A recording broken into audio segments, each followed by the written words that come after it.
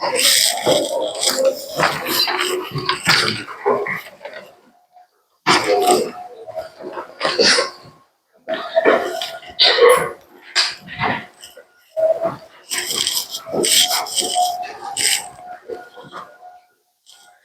Assalamualaikum warahmatullahi wabarakatuh. Waalaikumsalam warahmatullahi wabarakatuh. Selamat siang semuanya. Masih semangat? Masih. Alhamdulillah. Jadi tadi pelajaran apa nih? Sejarah. Baik, sebelum Ibu mulai memasuki materi, ada di sini yang bisa bantu Ibu untuk memimpin doa? Ketua kelasnya siapa? Bisa bantu Ibu? Belum mulai pelajaran, marilah kita berdoa terlebih dahulu. Berdoa dimulai. Bismillahirrahmanirrahim.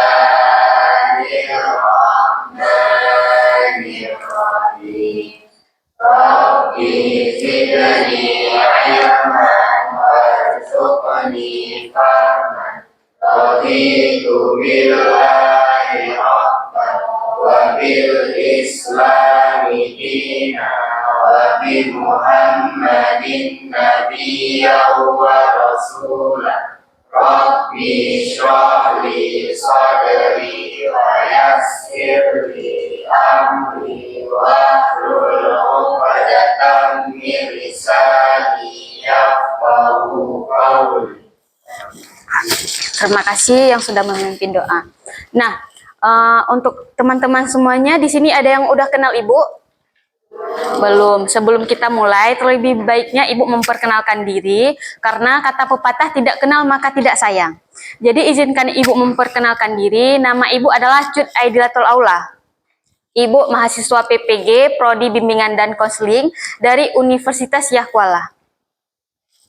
Jadi tujuan Ibu masuk ke kelas adik-adik ini semua pada hari ini ingin memberikan sedikit layanan klasikal. Di sini tahu nggak apa itu layanan klasikal? Tidak tahu? Baik, Ibu akan memberikan sedikit pengertian daripada layanan klasikal, yaitu pemberian suatu layanan untuk membantu adik-adik ataupun pemberian suatu layanan yang berfokus untuk memecahkan masalah adik-adik semua. Jadi pada kesempatan kali ini, sebelum kita lanjut ke materi, Ibu ingin membuat kontrak perjanjian dengan adik-adik semua. Jadi 45 menit ke depan ataupun 1 jam pelajaran, Ibu ingin bersepakat dengan adik-adik semuanya, siap nggak untuk mendengarkan dan menyimak materi yang akan Ibu berikan? Ya. Setuju ya? Kalau setuju, nanti pas Ibu memberikan materi, harap kerjasama dari adik-adik. Ada yang mau bertanya, silahkan tunjuk tangan. Setuju ya? Setuju. Jadi sekarang kita masuk ke dalam materi, yaitu mengatasi stres akademik, kunci meningkatkan prestasi. Di sini ada yang tahu nggak apa itu stres akademik?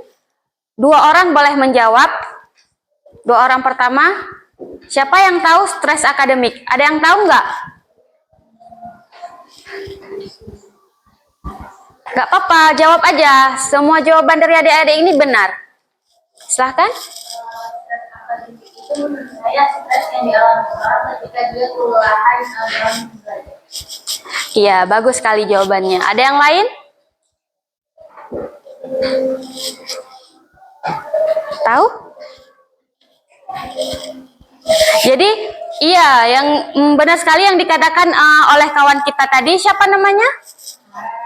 Ya, benar sekali yang dikatakan oleh kawan kita tadi, bahwa stres akademik itu merupakan tekanan ataupun emosional yang ada dalam diri kita, yang keluar karena faktor pembelajaran yang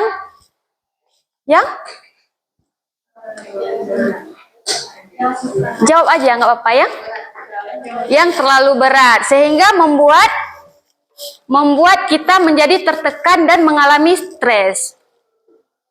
Selanjutnya di sini ada faktor-faktor penyebab stres akademik. Kalau ada nggak di sini adik-adik yang mengalami stres akademik? Ada. Apa saja nih faktornya? Atau apa sih ciri-ciri daripada stres akademik ini? Pasti adik-adik tahu lah. Seperti yang sudah dikatakan oleh teman kita tadi, stres akademik itu adalah tekanan karena faktor pembelajaran, karena faktor belajar yang terus-menerus. Ada nggak di sini yang terkena stres akademik tersebut? Ada. Coba tunjuk tangan. Ya. Siapa lagi? Bisa dijelaskan nggak apa yang adik rasakan sehingga berpikiran bahwa adik terkena stres akademik? Menurut saya kegiatan di SMA Modal Bangsa ini terlalu padat, jadi nggak ada waktu untuk menyempatkan diri belajar mandiri. Jadi akhirnya kebawa malasnya itu, jadi susah untuk menyesuaikan aktivitas yang padat sama belajar mandiri. Ya, wah, ini karena jadwal pelajaran yang padat dan mungkin istirahat yang kurang ya. Ada lain nggak? Nggak ada ya. Jadi di sini yang pertama itu tuntunan akademik yang tinggi, seperti yang kawan kita jelaskan tadi bahwa adanya tuntutan belajar yang tinggi sehingga kurangnya istirahat. Jadi seperti yang kita katakan bahwa di MOSA ini terkenal dengan anak-anak yang berprestasi, yang ilmunya itu lebih tinggi dibandingkan mungkin di sekolah-sekolah yang di perdesaan. Jadi wajar saja ketika siswa-siswa di sini terkena yang namanya stres akademik. Yang selanjutnya ada kurangnya kemampuan akademik. Itu bisa kita kurang dalam memahami mata pelajaran, materi yang disampaikan oleh guru, itu bisa juga menyebabkan terjadinya stres akademik. Nah, sekarang kita sudah tahu nih ya, apa itu stres akademik dan penyebab-penyebab stres akademik. Selanjutnya ini ada dampak daripada stres akademik tersebut. Kan misalnya kita sudah mengalami tekanan nih yang bertubi-tubi dari pelajaran kita. Pasti adalah dampak yang muncul akibat stres akademik tersebut. Apa saja sih dampak yang muncul tersebut? Bisa adik-adik berikan jawaban untuk ibu? Mungkin 2 atau 3 orang yang mau menjawab. Ada nggak? Ketua kelas? Menurut saya dampak yang diakibatkan oleh stres akademik tersebut yang pertama pastinya motivasi belajarnya menurun sehingga menyebabkan prestasi kita menurun. Yang kedua adalah bisa mengganggu kesehatan mental dan fisik kita. Ya, bagus sekali. Ada yang lain nggak yang mau menjawab? Nggak ada. Berikan apresiasi dulu untuk ketua kelas kita. Ya, benar sekali. Jadi di sini ada 4 dampak stres akademik yang mungkin akan ditimbulkan ketika kita mengalami stres akademik. Yang pertama itu penurunan kesehatan mental.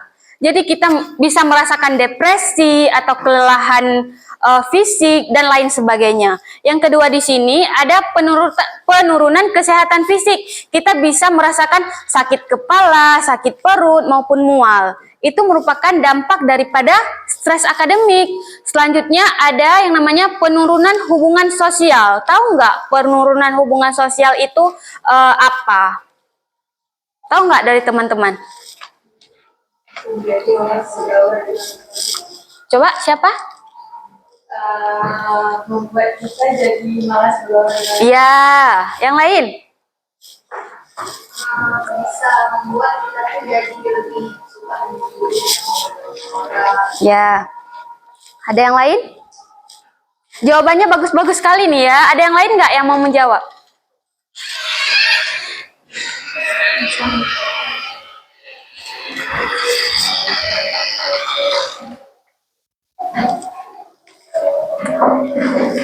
Ada yang lain yang cowok-cowok nih, kenapa kalah sama cewek-cewek? Ada nggak dampak sosial yang ditimbulkan dari stres akademik ini? Tahu nggak? Jadi sudah dijawab nih ya sama teman-teman kita yang cewek tadi bahwa stres dampak sosial itu seperti kita lebih menyendiri, kita malas berbaur dengan orang karena pikiran kita ini sedang stres. Jadi kita lebih mau untuk menyendiri kayak murung gitu. Itu merupakan suatu faktor ataupun dampak yang negatif yang ditimbulkan daripada stres akademik ini. Selanjutnya ini ada penurunan prestasi akademik.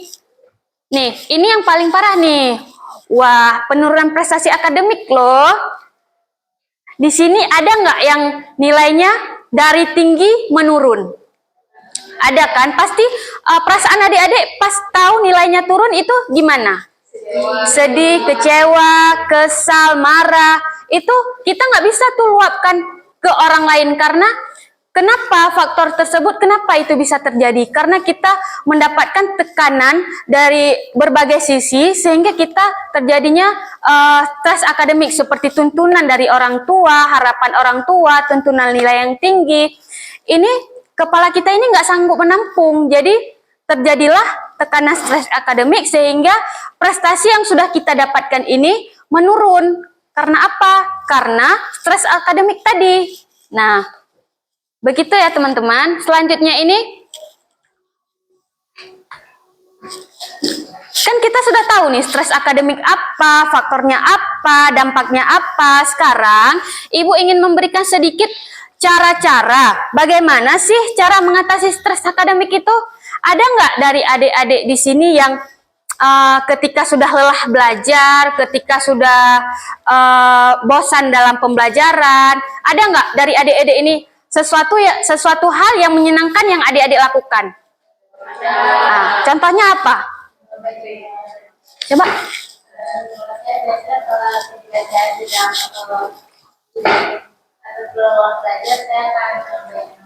Baca novel. Yang lain? Apa? Coba tunjuk tangan yang mau jawab. Nah, yang di belakang? Ya, bagus sekali. Bercerita kepada orang tua keluh kesahnya ya. Yang lain? Ya, silakan adik. Bercerita bersama teman, jadi mengeluarkan unek-unek yang dirasakan.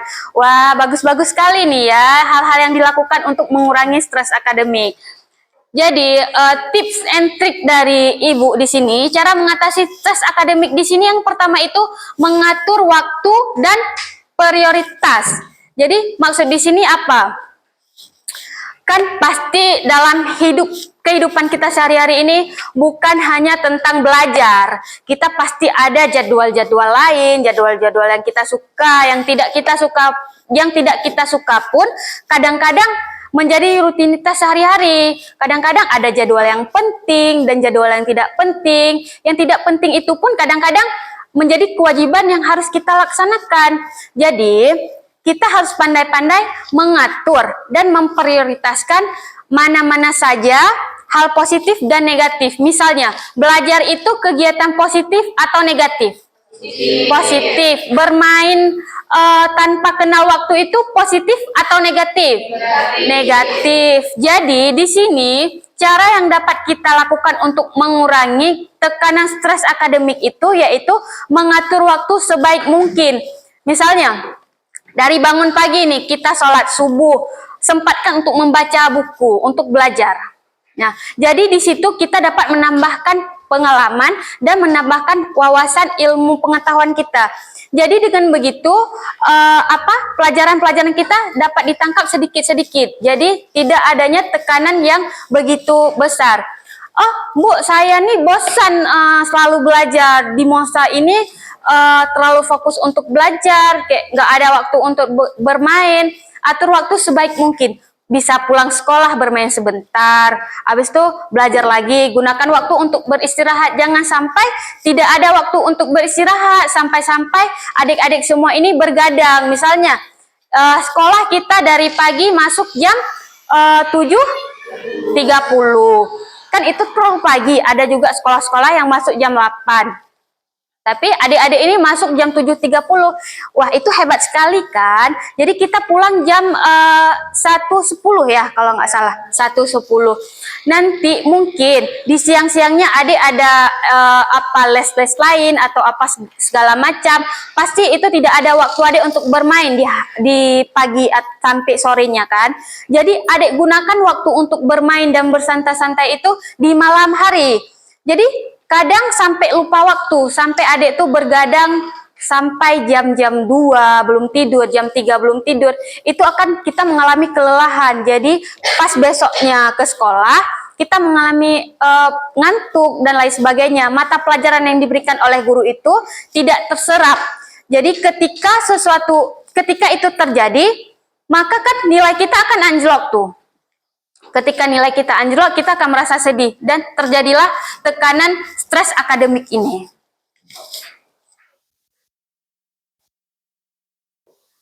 Nah, selanjutnya di sini ada mencari dukungan.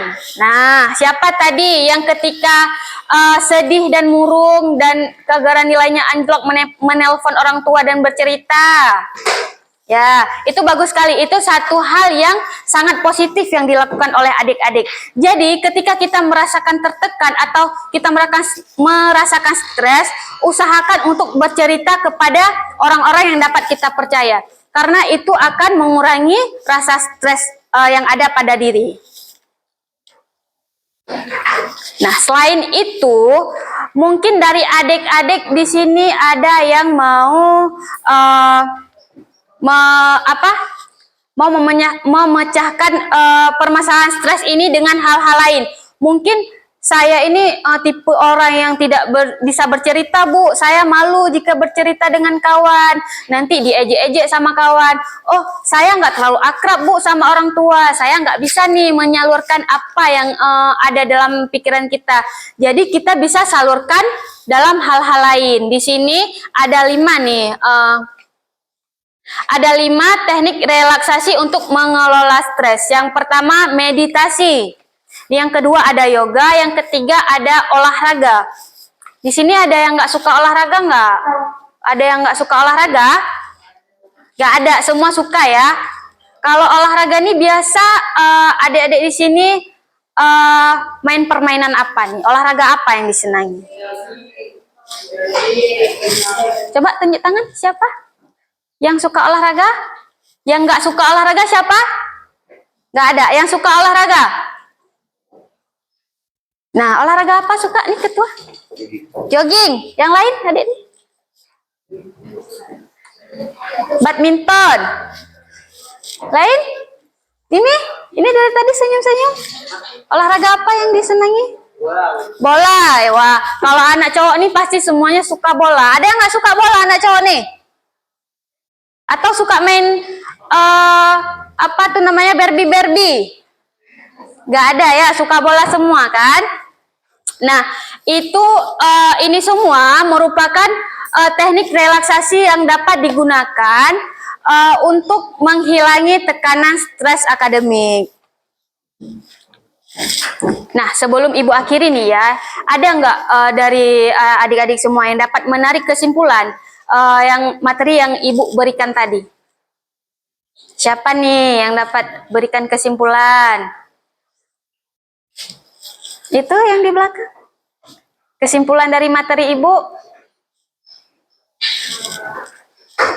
Saya nggak tahu dari awal, Iya. tapi yang bisa ditangkap, jadi kalau kita sedang itu nggak harus mikir yang aneh-aneh, jadi kita banyak punya solusi untuk bisa hilangin stres itu. Dan kita nggak boleh stres, karena kalau misalnya kita hidup stres tersebut, yang ada bakal misal kalau stres tadi kita bakal menurunkan prestasi, sedangkan kita udah stres dan penurunan nilai dan prestasi itu makin buat kita stres. Jadi sebisa mungkin sebagai siswa yang berada di sekolah bangsa yang jaga rasa sendiri dengan cara berkomunikasi dan yoga atau dari kesenangan sendiri dan dari teman yang bisa dapat dipercaya dan mereka juga untuk konsul sama orang tua. Wah, bagus sekali. Berikan apresiasi untuk teman kita. Nah, semua sudah dirangkum ya sama teman-teman kita, sama teman kita tadi, bahwa kesimpulannya stres akademik itu dapat dihindari dan diatasi dengan cara pandai-pandai kita mengatur waktu. Usahakan dari adik-adik semua ini selalu utamakan atur waktu dengan sebaik mungkin, jaga kesehatan dan saling membantu satu sama lain. Sebelum Ibu tutup nih, ada nggak kesan dan pesan dari adik-adik semua? Kesannya mungkin dari materi ini atau apa gitu, ada nggak? Ini silahkan. Menurut saya kita harus mengetahui apa itu stres akademik, karena ketika kita mengetahui apa itu stres akademik, kita akan mencari cara bagaimana cara kita mengatasi apabila mencari solusi apabila kita mengalami stres akademik. Ya, bagus sekali. Berikan apresiasi.